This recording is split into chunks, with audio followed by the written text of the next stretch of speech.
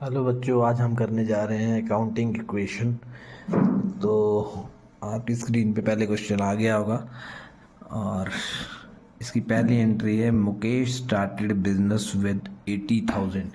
मुकेश ने business start किया इससे 80,000 से। हमें पता है कि जब भी बिजनेस स्टार्ट होता है तो उसमें दो अकाउंट्स आते हैं। कौन कौन से अकाउंट आते हैं? कैश और कैपिटल। क्या कौन कौन से अकाउंट आते हैं? कैश और कैपिटल। मुकेश ने बिजनेस स्टार्ट किया मतलब मेरे पास कैश कितने से इंक्रीज हो गया? 80,000 से, और कैपिटल भी कितने से इंक्रीज होगी? 80,000 से। तो ये मैंने डाला कैश में 80,000 और कैपिटल में 80,000। पहले हमने क्या बना लेना है, हमेशा अकाउंटिंग इक्वेशन में क्या लिखते हैं हम? Assets is equal to liability plus capital. तो हमारे पास जब भी बिजनेस स्टार्ट किया, मुकेश ने बिजनेस स्टार्ट किया, तो उसमें क्या हुआ? वो कैश लेके आया, 80,000 कैश लेके आया। उससे क्या हुआ? उसकी कैपिटल इंक्रीज होगी। कितने से इंक्रीज होगी? 80,000 के। हर एंट्री के बाद आपने दोनों के टोटल कंपेयर करने हैं, ये जो असेट साइड लाइबिलिटी साइड के बराबर आएगी। जैसे यहाँ देखो 80,000 और यहाँ भी कितना? 80,000। सेकेंड एंट्री है, purchase goods for cash of 20,000। Purchase goods for cash of 20,000। Purchase goods for cash मतलब हमने गुड्स खरीदे। हमारे बिजनेस के अंदर क्या आया? गुड्स आए। और कैश में खरीदे तो कैश बाहर गया, मतलब कैश कम हो गया। तो इस एंट्री में ये देखो, कैश में हमारा क्या है? 28,000 कैश कम हो गया, और स्टॉक में हमारे गुड्स बिजनेस में आ गए। मैंने बताया गुड्स अंदर आएंगे तो ये क्या? गुड्स इंक्रीज हो जाएंगे। तो ये गुड्स इंक्रीज हो गए 28,000 से, और हमारा कैश कम हो गया 28,000 से। फिर मैंने इसको लेस किया तो ये न्यू इक्वेशन आ गई, 52,000 प्लस 28,000 और यहाँ 80,000। दोनों साइड्स को मिलाओगे तो ये बराबर आएंगी। थर्ड एंट्री है, purchase goods on credit of 20,000। Purchase goods on credit of 20,000।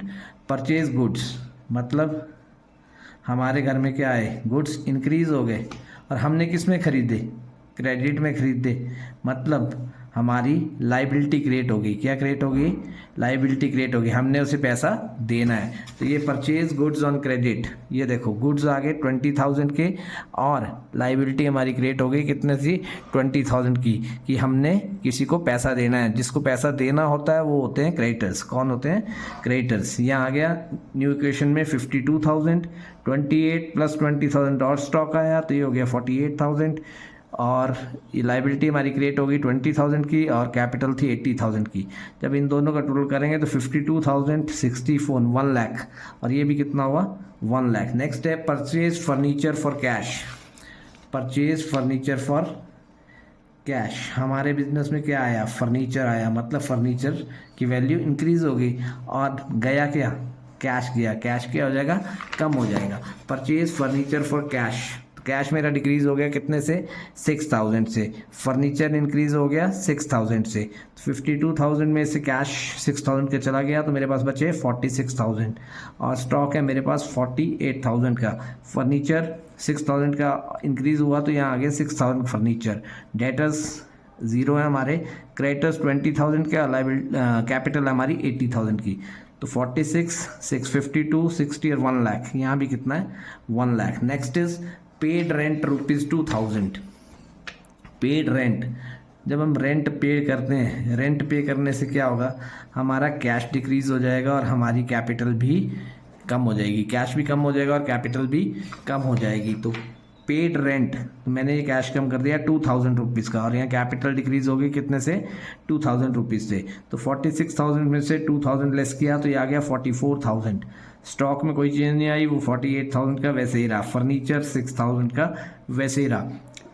Liability में क्रेडिटर्स हमारे वैसे ही स्टैंड रहे, और 80 में से 2,000 गया तो ये आ गया 78,000। 44 प्लस 6 50 और 48 98,000, और यहाँ भी कितना?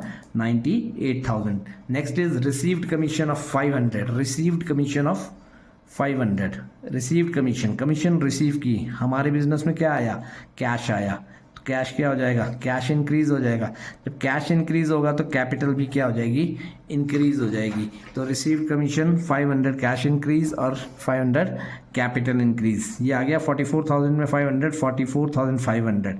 और स्टॉक में कोई चेंज नहीं आया, फर्नीचर में कोई चेंज नहीं आया, लाइबिलिटी वैसे ही स्टैंड रही 20,000 की क्रेडिटर्स हमारे, और 78,000 में मैंने कमीशन ऐड कर दी, तो ये आ गया 78,500। Next is withdraw cash for private use. Withdraw cash for private use, जब प्राइवेट यूज़ के लिए कैश विड्रॉ होता है तो उसको बोलते हैं ड्राइंग्स। क्या बोलते हैं? ड्राइंग्स। तो मेरा क्या हो जाएगा, कैश डिक्रीज हो जाएगा और कैपिटल भी इससे डिक्रीज हो जाएगी। तो withdraw cash for private use, 3,000 मैंने कैश से कम किया और 3,000 कैपिटल से कम किया। 44,500 में से 3,000 कम किया तो ये आ गया 41,500।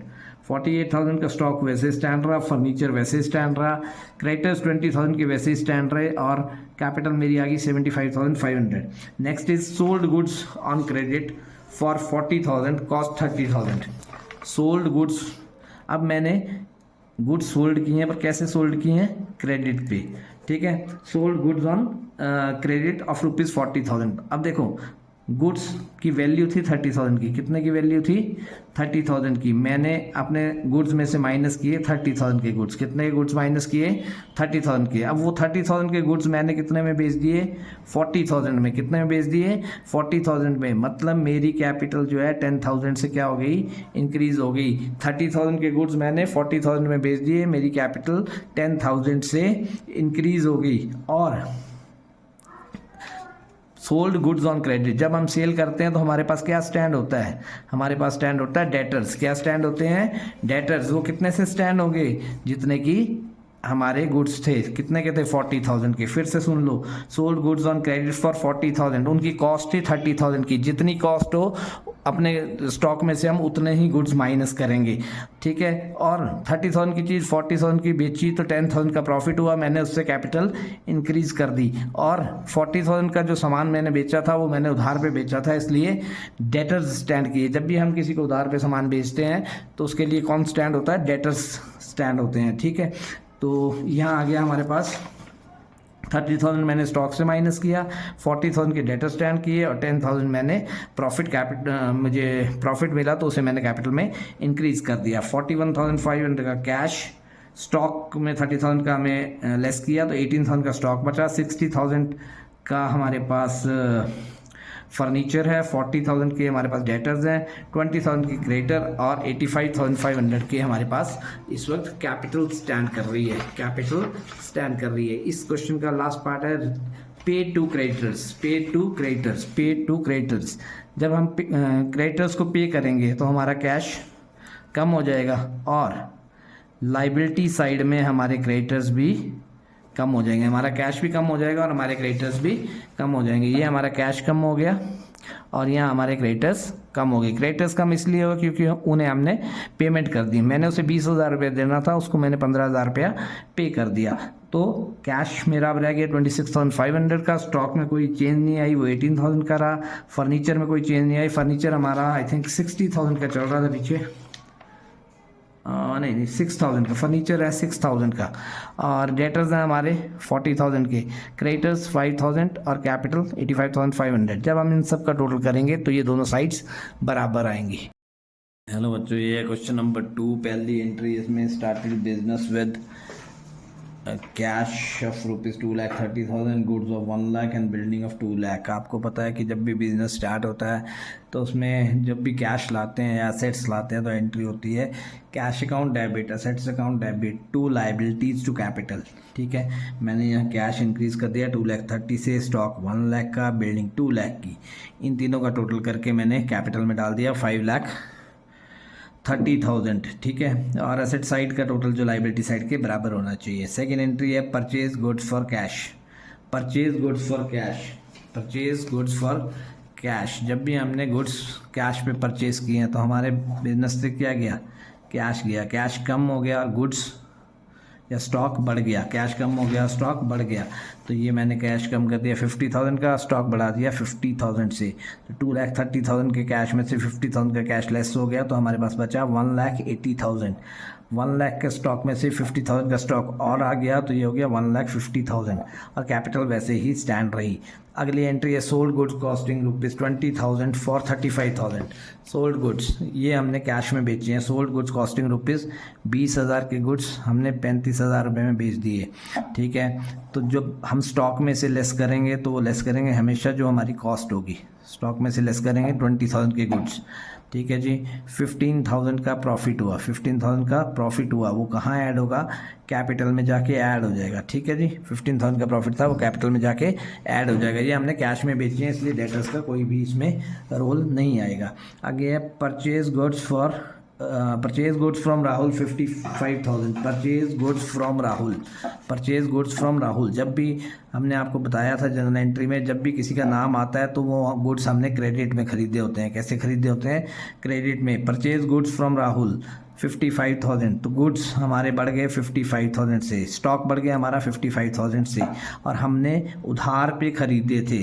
उधार पे जब हम खरीदते हैं तो जिनको हमने पैसा देना होता है वो होते हैं क्रेडिटर्स। वो क्या होते हैं, creditors. Purchase goods from Rahul, ये स्टॉक मैंने बढ़ा दिया 55,000 से और यहाँ मैंने क्रेडिटर बढ़ा दिए 55,000 से। तो पुराना कैश था 2,15,000 का स्टैंड रहा, 1,30,000 का स्टॉक था, उसमें 55 का स्टॉक और आया तो ये आ गया 1,85,000। बिल्डिंग आई 2 लाख की, डेटर्स में कोई चेंज नहीं थी, प्रीपेड एक्सपेंसेस में कोई चेंज नहीं थी। एक नए क्रेडिटर स्टैंड हो गए 55,000 के और 5,45,000 की कैपिटल रही। नेक्स्ट है sold goods to Varun costing 52 for 60। Sold goods to Varun, अब हमने बेचे हैं, कितने की चीज़ थी, 52,000 की चीज़ थी, 60,000 में बेची। सोल्ड गुड्स टू वरुण, तो सबसे पहले तो स्टॉक बेची है तो स्टॉक कम होगा कितने से, 52,000 से। स्टॉक कितने से कम हो गया, जो हमारी कॉस्ट प्राइस होगी, स्टॉक कम हो गया 52,000 से। प्रॉफिट हो गया 8,000 का प्रॉफिट, तो कैपिटल में प्रॉफिट ऐड हो जाएगा, कैपिटल में प्रॉफिट ऐड हो जाएगा। और जब हम बेचते हैं तो हमने क्या स्टैंड कर दिए, हमने स्टैंड कर दिए डेटर्स। क्या स्टैंड कर दिए, जब हमने किसी से पैसा लेना होता है तो वो होते हैं डेटर्स। क्या होते हैं, डेटर्स। ठीक है जी, तो 52,000 से हमने स्टॉक कम किया, 60,000 के डेटा स्टैंड किए और 8,000 का प्रॉफिट हमने कैपिटल में ऐड कर दिया। 2,15,000 का कैश वैसे ही रहा, 1,85,000 में से 52,000 का स्टॉक हमने बेच दिया तो हमारे पास रहा 1,33,000 का। बिल्डिंग 2 लाख की वैसे स्टैंड रही, डेटर 60,000, प्रीपेड एक्सपेंसेस नील, क्रेडिटर्स आ गए 55,000 के और 5,45,000 में से 8,000 हमने ऐड किया तो ये आ गया 5,53,000। Paid cash to Rahul in full settlement 53,000 paid Rahul in full settlement. अब देखो राहुल को हमने राहुल से ख़रीदा था, राहुल हाँ, हमने उसे देना था, he paid cash to Rahul in full settlement 53,000। हमने उससे खरीदे थे 55,000 के, हमने उससे गुड्स खरीदे थे 55,000 के, और अब फुल एंड फाइनल सेटलमेंट में हम उसे 53,000 दे रहे हैं, है ना। पेड कैश टू राहुल 53,000, 55,000 की जगह दे रहे हैं 53,000। ठीक है, हमें 2,000 का क्या हो रहा है, हमें 2,000 का फ़ायदा हो रहा है, हमें 2,000 का फ़ायदा हो रहा है। तो फ़ायदे को क्या करेंगे, कैपिटल में ऐड कर देंगे, फ़ायदे को कैपिटल में ऐड कर देंगे। पहले हमारे 53,000 हमने दिया, कैश गया 53,000 का, ठीक है जी, और उसका हमने देना था 55,000। कितना देना था, 55,000। अब जब क्वेश्चन में लिखा है कि इन फुल सेटलमेंट का मतलब है कि 55,000 की जगह मैं उसे 53,000 दे रहा हूँ और उसके बाद हमारा और उसका कोई भी लेन देन नहीं रहेगा। तो हम 53,000 कैश गया, यहाँ हमने 55,000 से पूरी ये लाइबिलिटी ख़त्म कर दी, और जब हमें 55,000 की जगह 53,000 देना पड़ा तो 2,000 का जो फ़ायदा हुआ उसे मैंने कैपिटल में ऐड कर दिया। तो मेरे पास जो नई इक्वेशन आई, कैश आ गया 1,62,000 का, स्टॉक आ गया 1,33,000 का, बिल्डिंग आ गई 2 लाख की, डेटर आ गए 60,000 के, और क्रेडिटर नील हो गए हैं हमारे, आउटस्टैंडिंग एक्सपेंसेस नील, और ये आ गया 5,55,000। नेक्स्ट है सैलरी पे 20,000। जब भी सैलरी पे की है तो हमारा कैश से कम हो गई और कैपिटल से कम हो गई। कैश से मैंने 20,000 कम किया, कैपिटल से 20,000 कम किया, तो यहाँ आ गया 1,42,000। 1,33,000, 2,60,000 और 5,55,000 में से 20,000 जब लेस किया तो ये आ गया 5,35,000। नेक्स्ट है received cash from Varun in full settlement of 59,000।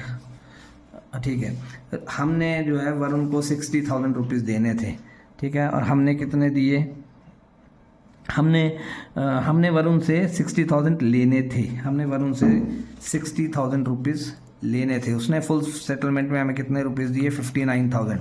हमें क्या हुआ, हमें 1,000 का लॉस हुआ।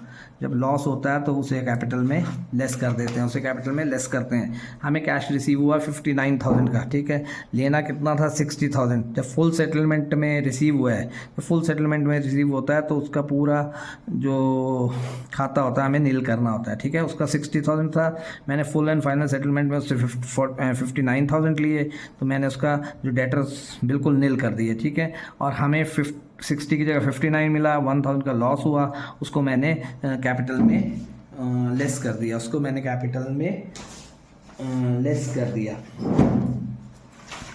इसके बाद अगला है रेंट आउटस्टैंडिंग। इसके बाद अगला है रेंट आउटस्टैंडिंग।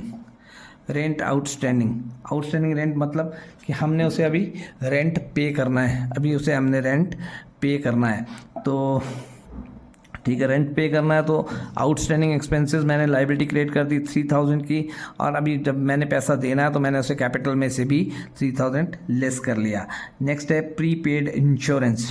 प्रीपेड इंश्योरेंस का मतलब है कि हमने वो एक्सपेंस एडवांस में पे कर दिया है, तो कैश में से मैंने लेस कर दिया 2,000। प्रीपेड हमारा एसेट होता है, तो उसको मैंने एसेट में 2,000 रुपीज़ डाल दिए, ठीक है। तो ये हमारे पास अब कैश बचा 1,99,000 का, स्टॉक बचा 1,33,000 का, बिल्डिंग 2 लाख की, prepaid expenses 2,000, outstanding expenses 3,000, capital 5,31,000। उसके बाद कमीशन रिसीव होती है तो कैश आता है, कैश आया 13,000 का। कितने का कैश आया, 13,000 का।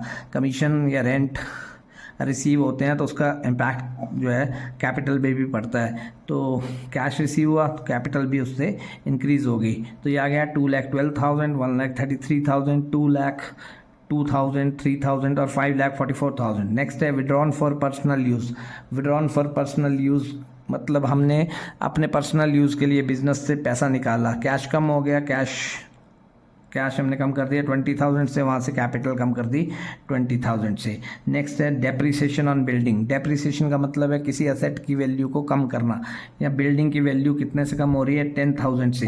कैश में कोई इम्पैक्ट नहीं, स्टॉक में कोई इम्पैक्ट नहीं, बिल्डिंग में जो डेप्रिसिएशन लगी तो बिल्डिंग की वैल्यू 10,000 से कम होगी। डैट मीन्स बिल्डिंग अब हमारी कितनी होगी है, 1,90,000 की। तो और कैपिटल में से भी इतना अमाउंट हमने लेस करना है, तो हमारे पास ये आ गया 5,14,000 का कैपिटल।